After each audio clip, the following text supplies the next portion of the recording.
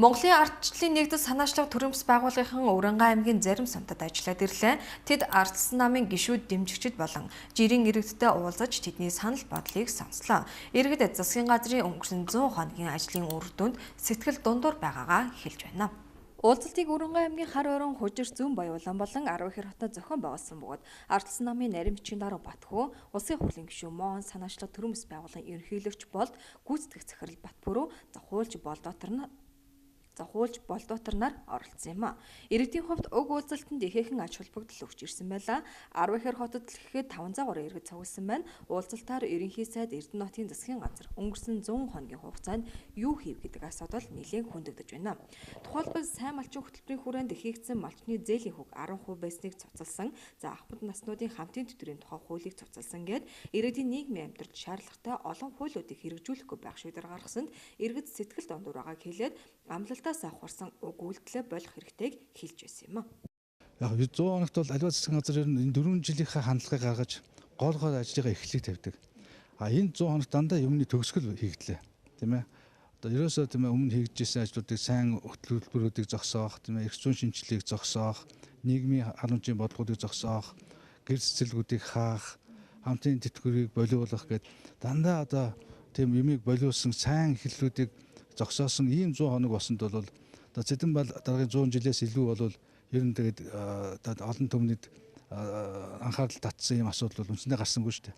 Тэгэхээр ингээд бүтэн 100 хоног зөвхөн томилгоо ярьж ажлаас нь хүн халж тийм ээ 100 хоног зөвхөн одоо бусдыгаа муусан уус төржид хийж эдийн засгаа унгаах хөтөлбөр татвар нэмэх санаачлалууд гаргаж тийм ээ хүн төгрөгийнхаа ханшийг одоо год татан унгааж эдийн засгаа сүрлэлрүү түлхэж ийм л тийм одоо үнэхээр үр дүн муутай 100 хоног болчихоо гэж харагдаж байгаа.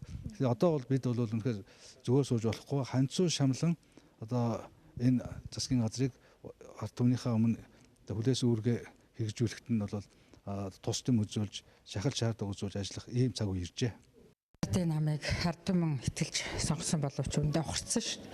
Яг гэвэл оюутны далаалга байна, хүүхдүүдийг ялгуурлаж байна, өгшчүүлийг ялгуурлаж байна. Одоо тэтгэврийн насыг нэмж байна. Мөн одоо сая гэтэл манай аймаг Уранга аймаг дээр их хурлын дарга Мягомбын колд эрэхтэй ардчилсан намайг сонгох юм бол одоо ард түмний одоо хогшуу гэдэг утгатай үг хэлчихэл буулаа шүү дээ энэ дээрээс. Гэх мэтчлэн бол одоо ухралтыг бол зөндөө хийж байна. Засгийн газрын амлалтаасаа хүрсэн үйлдэлээс гадна төрийн албан хаагчдын халаас сэлгээ хэрэгс гэтэрч байгааг иргэд хэлсэн. Тухайлбал Уранга аймагт гэхэд Азаа орон нутгийн өмчт компаниас цалингаа тавьж чадахгүй байгаагаас зарим ажилчдад чөлөө олгох нэрээр олон хүн хаасныг хэлж байсан юм. Үүнд аймгийн иргэдийн төлөөлөгчдийн хурлын дарга ишт орж дараах тайлбарыг өглөө.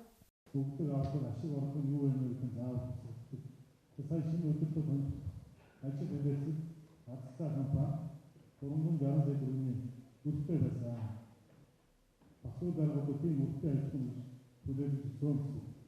Орон нутагт Монгол Ардын нам ирэх байснаас хойш албан тушаалууд дээр төрийн албан хаагчдыг хомроглон хаалгын үйл ажиллагаа эхэлж байна.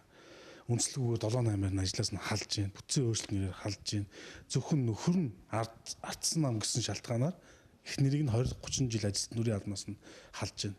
Бид энэ талаар бол аймаг орон нутгийн удирдлагатаа бас шаардлага хэлж ярьж ойлголцож байна. Гэвтэл энийг хүлээж авч байгаа юм алга. Цаашдаа чинь сонгуул өнгөрсөн сошиалын төрийн албан хаагчдыг хомроглон хаалгах энэ байдлууд бол үргэлжлэх юмшиг байна.